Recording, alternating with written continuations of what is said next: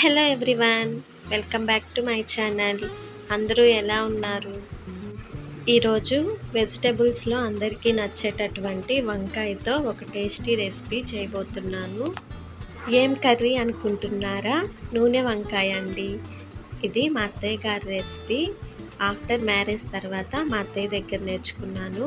నాకు చాలా డిఫరెంట్గా అనిపించింది. మసాలాలు ఏం ఎక్కువ వాడకుండా చాలా సింపుల్గా చేసేసారు. బాగుంది కదా అని నేను నేర్చుకున్నాను. సో ఈ కర్రీ ఎలా చేయాలో వీడియో చూసేద్దామా?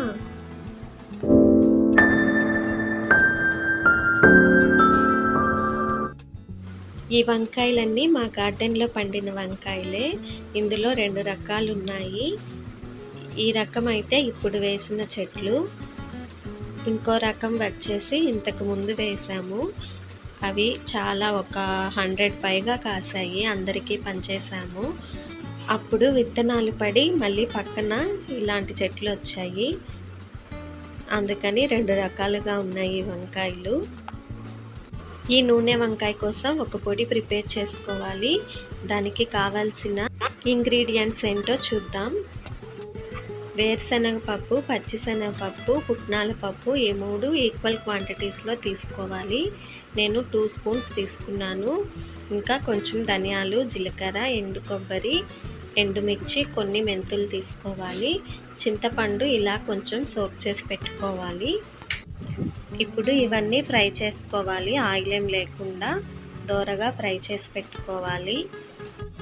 ఇవన్నీ మిక్సర్ జార్లోకి తీసుకొని ఒక ఆనియన్, ఇంకా కొంచెం పసుపు, సాల్ట్ వేసుకొని గ్రైండ్ చేసి పెట్టుకోవాలి. ఇప్పుడు వంకాయలను 4 భాగాలుగా కట్ చేసి సాల్ట్ వాటర్లో ఉంచుకోవాలి. ఇప్పుడు కడాయిలో కొంచెం ఆయిల్ వేసి ఆవాలు, జీలకర్ర, ఇంకా కొంచెం కరివేపాకు వేసి వంకాయలను ఒక్కొక్కటి వేసుకోవాలి.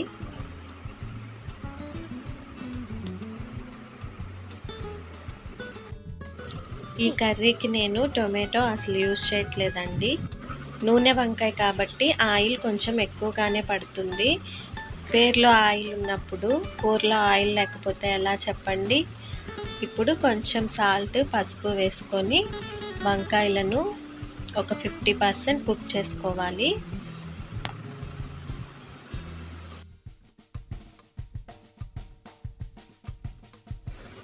మీడియం ఫ్లేమ్లో ఒక 10 మినిట్స్ ఈ విధంగా కుక్ చేసుకోవాలి.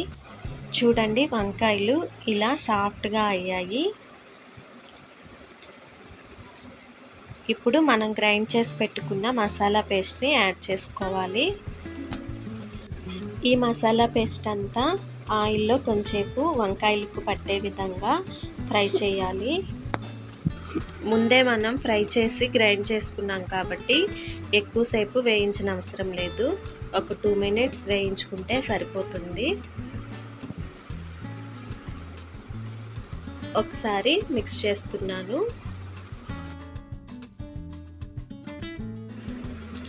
చింతపండు తీసుకున్నాం కదా ముందుగా మనం, ఆ పులుసును ఇప్పుడు యాడ్ చేసుకోవాలి.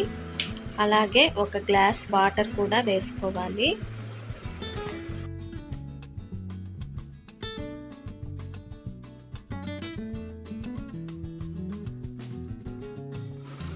వాటర్ వేసుకున్న తర్వాత ఫైనల్గా కొంచెం కరివేపాకు వేసుకోవాలి. కరివేపాకు చివరిన వేసుకోవటం వల్ల ఫ్లేవర్ అనేది చాలా బాగుంటుంది. అంతేకాకుండా ఇంకొక సీక్రెట్ టిప్, కొంచెం షుగర్ని యాడ్ చేసుకోవాలి. ఒక 1/2 స్పూన్ అయితే సరిపోతుంది. కొంచెం షుగర్ని యాడ్ చేయటం వల్ల పులుపు, కారం అనేవి కరెక్ట్గా బ్యాలెన్స్ అవుతాయి. ఇది చాలామందికి తెలిసే ఉంటుంది, తెలియని వాళ్ళ కోసం చెప్తున్నాను. ఇప్పుడు లిడ్ క్లోజ్ చేసి లో ఫ్లేమ్లో ఒక 10 మినిట్స్ కుక్ చేసుకుంటే టేస్టీగా ఉండే నూనె వంకాయ కర్రీ రెడీ అయిపోతుంది. రైస్కి ఇంకా చపాతీకి ఈ కర్రీ కాంబినేషన్ చాలా బాగుంటుంది. వీడియో నచ్చితే లైక్ చేయండి. Thanks for watching. Bye bye.